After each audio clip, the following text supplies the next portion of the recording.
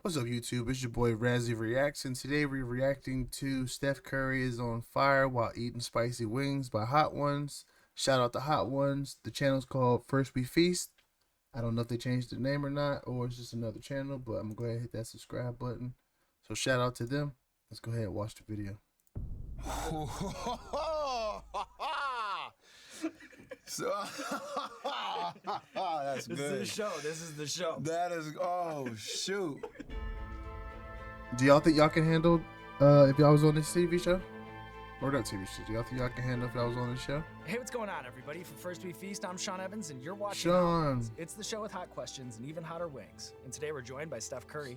He's the greatest shooter in NBA history, a four-time NBA champion, That's with a pair of facts. MVPs and 9 All-Star Game appearances to his name. But it all had to start somewhere, and you can see his journey from overlooked prospect to NBA legend in the new documentary Underrated, which is now available on Apple TV+.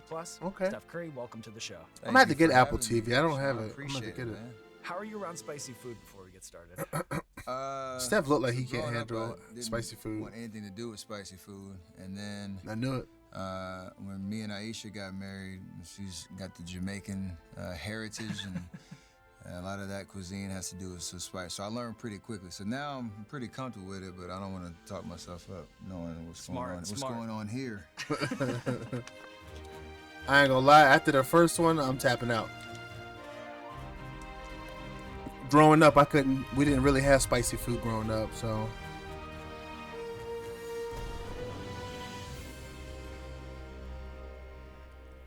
I'll eat hot I'm wings ready to now, get and I just started. gotta be in the mood. What we got? Okay. All right. So I can handle that. That's easy. That's There we go. That's It's like once you get past That's pretty Texas good, man. Pete, I'm Finger done. looking. that was phenomenal. I'm done.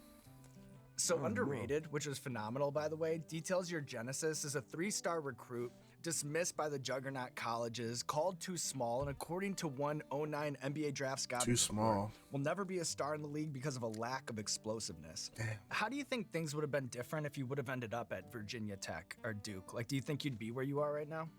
It's a great question. I ain't trying to pause the video a lot, but man, these like scouts, if you look at the scouting report and listen to the half the stuff they say about these NBA stars, it's crazy. Even in football.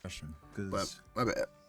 I won't do too much I pausing. don't think so, because it's, the brand of basketball that I play now was predicated on a system that Davis and college Bob McKillop mastered. And the only reason I think I'm successful at it is because I got to learn with reps. So having gone to Tech or Duke or whatever, maybe I'll like ride the bench my freshman year and I don't get that experience. I don't know if I'd be the same player. So it's kind of a message of go where the best fit is for you. As much as you might want to have the pedigree or the resume to say I played in the ACC, I played in a power conference. Respect that. That's all cool, but myself, Damian Lillard, John Morant, guys who went to mid-major colleges, they'll find you wherever you're at. And so that's kind of I had faith at the time. I didn't know how it would plan out, but I wouldn't change that experience for anything. So I'd rather play than just sit on the bench and say I got a power conference school on my chest. I respect that though. I already like it. It's probably gonna be my favorite one. You get better at everything in life with reps. You know what time it is? Consistency, reps. Mm-hmm. So that's easy. I could do that. I think once it gets past like 4 or like towards 5, Curry hot sauce? I'm Does the done. name proud? Oh, absolutely. I like the flavor though. There we go. It's really solid. I'm getting too ahead of myself. This is really It's all right. solid. You can be proud of yourself. I am. You can be proud of I yourself. like the flavor too. Like, Yeah. the spice is one thing, but the flavor is pretty solid. So I want to congratulate you on an amazing weekend. can you of not golf, like winning Steph? the American Century Championship. Now, unless he's going against your team, an then eagle I on understand. 18, a hole-in-one earlier in the weekend. What is hitting a hole-in-one like for you? Like, is it like That hitting shot a was from crazy, 75 too. I don't know if feet down y'all the saw course? that Is it a hole-in-one he uniquely did. Singular sport experience. That was pretty badass. Uniquely singular experience, just because when I shoot a 75-footer or whatever, a heave, I've probably made that shot before, if it's in practice or maybe in a game before. And honestly, I expect to make it versus a hole-in-one. Even if you hit a shot and it's right on line. Curry put on some odds of it size, going in too. are slim to none. So when it goes in, that's when I lost my mind. I started sprinting 150 yards down the hole. I celebrate. I basically blacked out. If I act like that when I make a 75-footer, unless it's to win the NBA Finals, then You'll celebrate, but it's kind of like, I meant to do that versus a hole in one. It's different. It was a good shot too. Zesty lemon pepper. I like lemon pepper. I could probably do this. I'm trying to chew. You freaking chew fast as hell. Well, that's when you're the host in this whole thing. You have to think about the timing. I'm trying to keep up with your rate. No. See, because I tried to get it down first because I got a question. You know what I mean? I try to load. I feel you. It's a timing game over here too. You know. You mastered this craft for sure. For sure. So NBA Jam popularized the concept of being on fire, all right? But there was an influential study in a 1985 edition of Cognitive Psychology that said that hot hand theory or streak shooting is a myth. As the NBA's all-time leading three-point shooter, what's your take on that whole thing? Like, does being on fire feel real to you? Oh, absolutely. It does. There are times Playing basketball as a kid, you start and hitting them shots. Maybe made one or two in a row. And this is in practice or a game, whatever the case is. But mostly in the game, like everything else does not exist. The only thing that exists is as long as I can get this shot off and it's not going to get blocked, the rim feels like the ocean. And it's one of the most rewarding feelings for us and, myself and other great shooters. Like, that's all you work for is the muscle memory and the mechanics that develops that confidence. So that when you're in the game, like, you're not surprised you're in those moments, but when it happens, it's like, yeah, this is what I've been waiting for. It's like a psychological or physical phenomenon that you can feel. Like this study, they don't know what they're talking about. They don't know what they're talking about at all. Unless you've been in that 94 feet, like... That's how it goes with most people that write articles and stuff. They just don't know what they're talking about. Or, 60 and 3/4. When I had 60 in one game, it's literally the tangible physical sensation of all I need to do is just get this ball off my fingertips and it's going to go in. Because you also know the opposite of that when you can't hit the broadside of a barn. Cold. You definitely be cold too. Off game, cold. So that balance of like where you are on that spectrum is like the ultimate game within the game. There, done. Not doing that. I don't like anything that has De Fuego in the title. Oops. As hot sauces get hotter, the labels turn into like warnings. I would be done. They don't want no liabilities on it right there. All right, now we're talking. In your opinion, what is the NBA team staff role that's most important to keeping the machine moving, but doesn't get enough of the credit? We have a guy named Rick Celebrini. And shout out to Rick, who is... Rick Celebrini. And it's crazy. I know Rick, and we've formed a great relationship, and I don't even know what his title actually is. He's like the go-to on injury management, injury prevention, like all of those things that allow our bodies and our minds to be sharp for peak performance. We've had a couple run-ins at times because I want to be a lot more aggressive on, like when I get a tore a labrum in my shoulder or ankle sprains and all that, like I'm thinking about the shortest timeline possible for me to get back on the court. He's more realistic. He's more realistic and more player-friendly in terms of being on the conservative side of like, let's take all the variables into play. Let's make sure we're talking about longevity and not just the here and now. That's why you see guys playing, a lot longer. I know there's a slowed management. It's crazy. I thought Steph Curry was short. I'm like, man, he's a little dude. From the narrative perspective, it's the same height as me. Like, we don't want to play 82 games. It's not. Man, it's NBA height is crazy. Everybody's smart, like 6'9". Professional, well-studied individuals that understand 6'3" how to is short. Prepare athletes to but play, here in the real world, not just not now, but for, the NBA, I'm tall as hell. But compared to them, I'm very not. high It's level. crazy. And that's why I'm, and going into my 15th year, I feel as fresh as I've ever 15 year, man. That's crazy. Rick. Don't even feel like Curry been playing for 15 years. Los Calientes Rojo. Woo! Hot.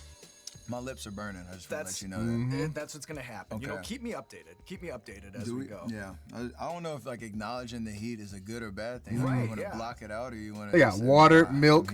I think you bask in it, Ice water, milk.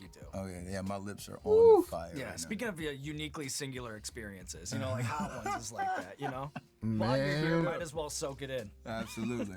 I couldn't do it. So you're a self-described popcorn addict, and in I am. 2019, the New York Times published your power rankings of NBA popcorn throughout the NBA, throughout the entire league, and you rated all on a proprietary 1 to 5 scoring system of freshness, Popcorn saltiness, rating? crunchiness, butter, and presentation. How would you articulate the difference between your top-rated popcorn, the kind that they serve at Dallas Mavericks games, Yes. and then the lowest-rated popcorn that they serve at Clippers and Lakers games? Basically, you got presentation. Like I want it to, it should lock on your eyes. The butter, the salt ratio.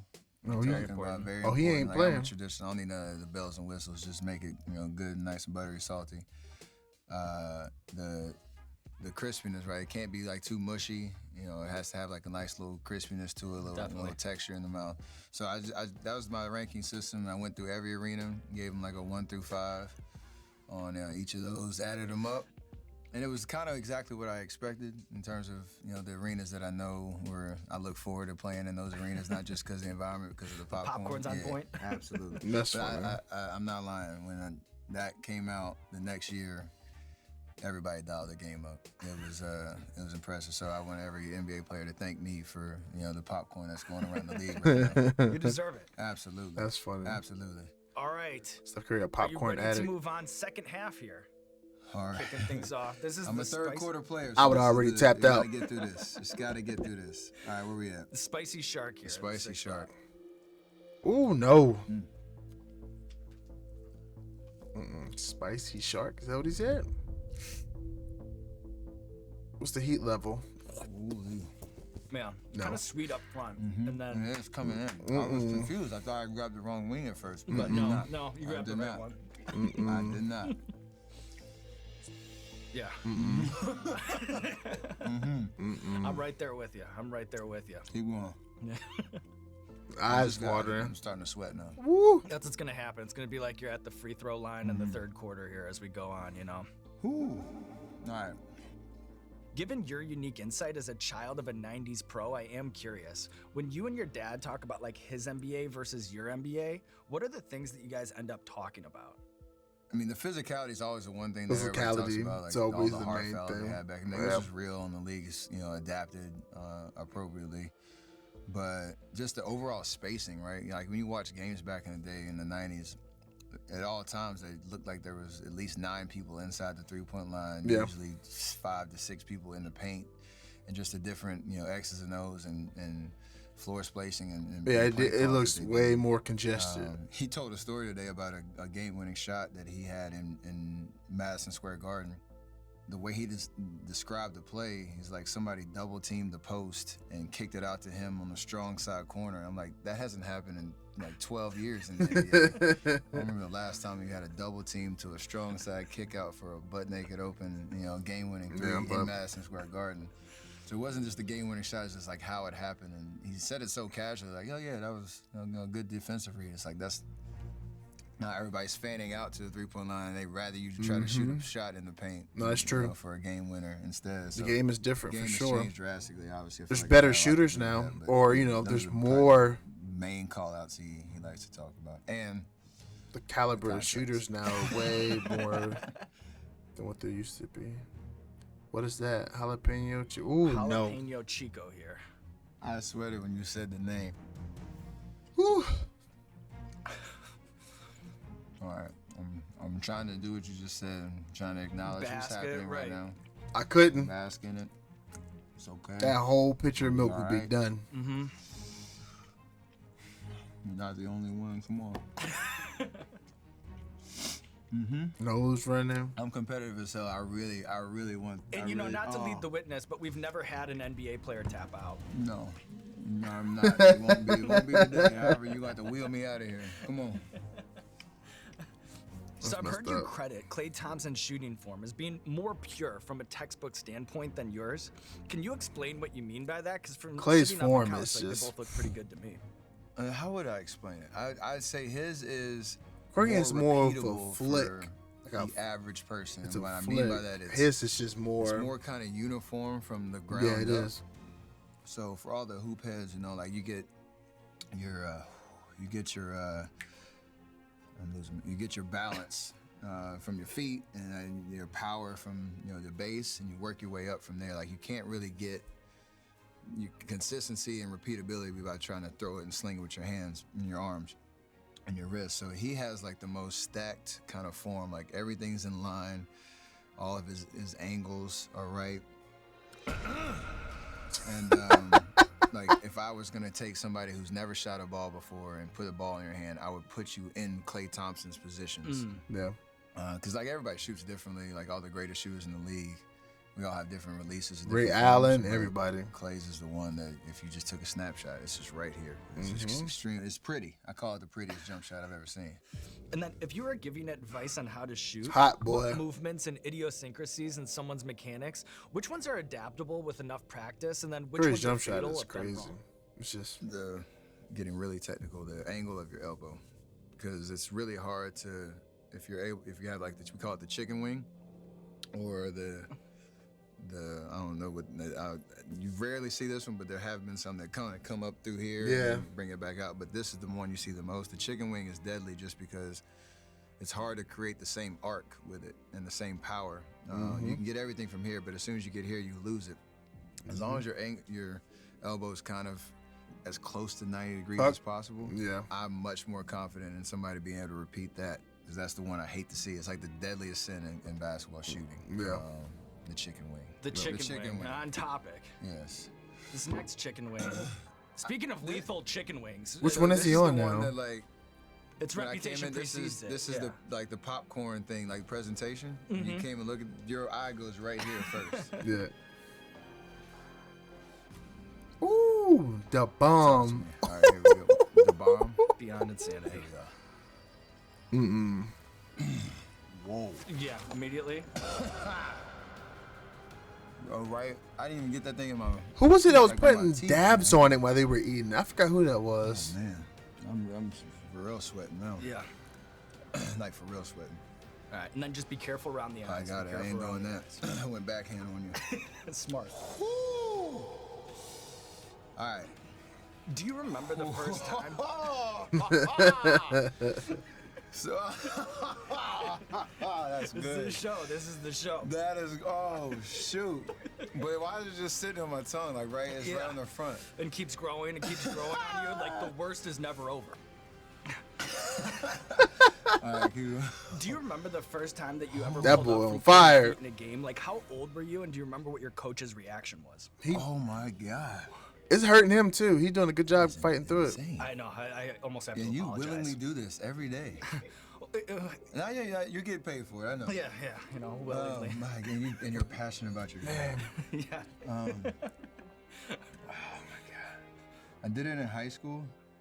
I know I missed, and thankfully my dad was on the sideline, so he was an assistant coach, and my head coach couldn't really like overstep and like chastise me in the middle of the game. But I definitely got an earful when I got in the car on the way home.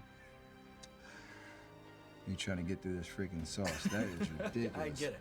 I get it. Holy. It doesn't get any better. No, it only gets It does worse. not It only get- gets it- worse. I know. You know, during my middle school era, all right, kids in games Curry has would gray try hair. that like Allen Iverson spin crossover a lot, usually to I did that. disastrous results. Spin crossover. Do you remember Oh like yeah, the yeah. player that you would emulate when you were that age? Like so many kids now, it's like you for them. Allen Like, Iverson who was your the model? GOAT with dribbling. The model was Steve Nash and Reggie Miller. Steve Nash. You see this tear Yeah, I dropping know. out Respect after that. It's very dramatic. Yeah, I get yeah. real emotional when talking about these two legends that were such great influences on my game. Reggie, because he was a master at creating space without the ball, find a way to get separation, to go out and get a pass and quick release. I never could emulate his form because he'd do like this when he shoot. It was you never teach that, but the movement out the ball. So I tried to blend those two guys together. Yeah. Tony Parker But then too the was funny is slept me and on. He my was brother, explosive. There's a guy, Alonzo Mourning. He had like this really methodical free throw routine that me and my brother would really emulate, and we did it. You know, when we were playing AAU, he'd have his wristband. He'd do like a methodical, like wipe it off the sweat. Like he'd get locked in, then he'd do another little bounce, another little bounce. He'd do it again, and then he'd shoot the free throw. So we always, I don't know why, we just love that iconic free throw routine. Because it was very big man of him. Like when we were little guards. Yo, and it was, Curry like, kinda is out of burning pocket up. for us, but yeah, that was was a roundabout way of saying Steve Nash and Reggie Miller were my guys. I respect With a that. little splash of Alonzo Mourning. A little splash of the big fella. How we doing? Fantastic. Freaking fantastic. I think my favorite players growing up was Allen Iverson, Jason Williams. Yeah, you need the Who morning else? routine. Like favorite. Deep breaths. Steve Francis. Oh my goodness, man. Fourth quarter. I just want to know, I'm winning a real Jamal Crawford, significant of bet course. in my family right now. Oh, you are? They didn't think you'd make it through. They had no faith in me. Underrated. Almost there. Yes, two more, right? You got one more. I Underrated. think it's on the last Told one. you I'm competitive. Come on, bring it. How much did it mean to you that Kobe picked up on your babyface assassin nickname? You know, it seems like he saw the killer instinct in you before a lot of others. Babyface assassin. That is one of my favorite memories and like compliments I've ever gotten in my life, because it was like 2 or 3 different kind of interactions there. One I didn't even know about till way after the fact. It was my rookie year, and we were playing the Lakers at Kobe. home, and he's on the bench. R.I.P. I think Kobe, we get a man. B at the time, but I come The down the GOAT. court and To I do me, like the this GOAT. little pump fake situation, hit a leaner off the glass, and as I run down the court, the camera locks in on him for some reason, and he like points to or leans to the guy sitting next to him, one of his teammates, and kind of mouths like, "Yo, he's nice." I'm like, that's the dopest thing in the world. Kobe's validating your game, and he's just seeing you play like for real for the first time. And that's freaking amazing. And the second time we were playing in a preseason game, he's doing that For Mamba sure. mentality thing where he's picking me. That's up full court crazy. in a For preseason that game in picture the to first be, quarter. that I'm mean like, Curry been in the league for a turning long like time. this, like standing there and like doing defensive slides, like staying in front of me. I'm like, yo, what is happening right now? This is freaking Kobe Bryant. So he stays with me for like 4 or 5 slides, and then he bumps me, and I kind of like fall off balance. So I'm actually gassed at this point. I'm tired. We're trying to get into shape in a preseason game, and he's just going, all out on the defensive pressure, and he's like way bigger, way stronger than me. He's bumping me and doing all that. So after I fall, I got no option. I'm like, I'm just gonna shoot it and live with it. And I shot it from probably 30 feet, and I made it. And then I act like nothing happened. So it's like the biggest keep it cool kind of moment in your life, because it's freaking Kobe. You're trying to be super chill about it, but I just drained one from 30 on it after he picked me up. And he gave me like the little ass tap on the way back, and I couldn't even acknowledge that either. I kind of just like knocked him off and like act like I was playing on defense. I went right back in at halftime and was like, I need that clip. Like, bring me that back. I gotta save that on my phone.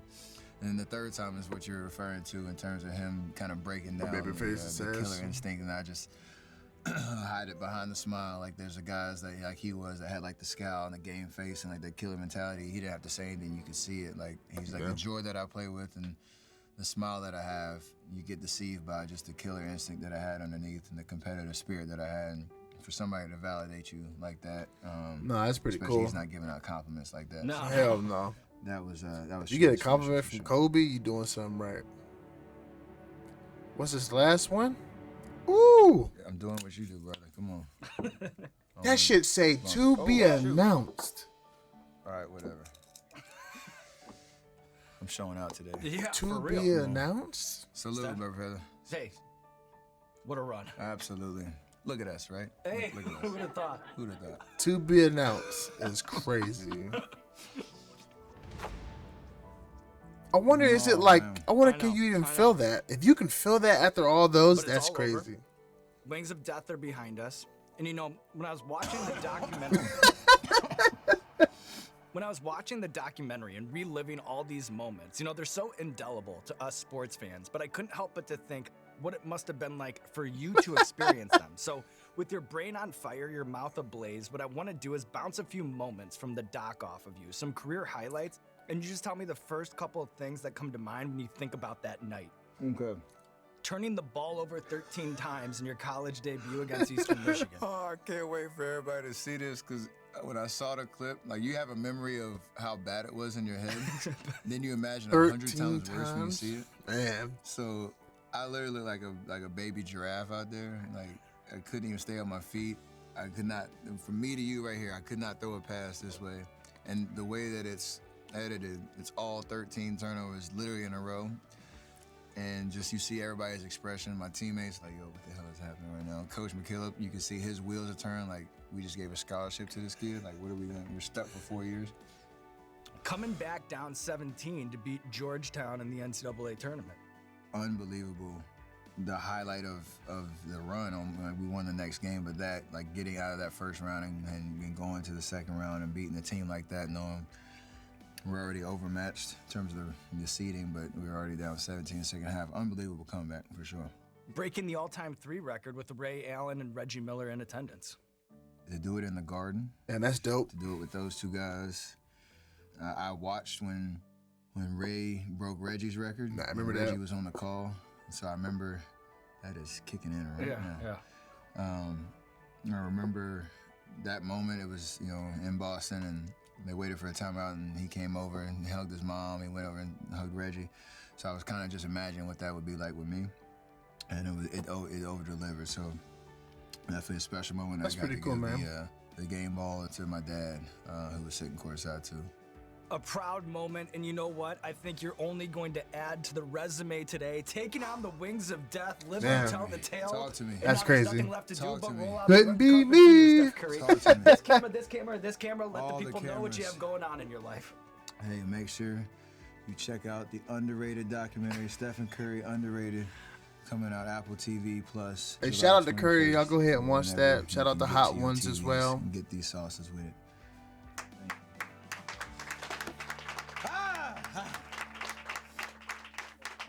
My eyes were freaking watering. These went away before you get to the next wing. Mm-hmm. Here, it stayed, and then this one is that's a different level. But true to form, you didn't stop. You didn't slow down your bites. Big dab at the end, as much as you were challenged. You never took your foot off the gas, Steph. Can't do it. True to form. Can't do it. True to form. Oh my God. All right, guys, that's the end of the video. Hope you enjoyed that video. If you have any suggestions, y'all send them to my Twitter or my Discord. My Discord being in the description. Catch you on the next video. Peace.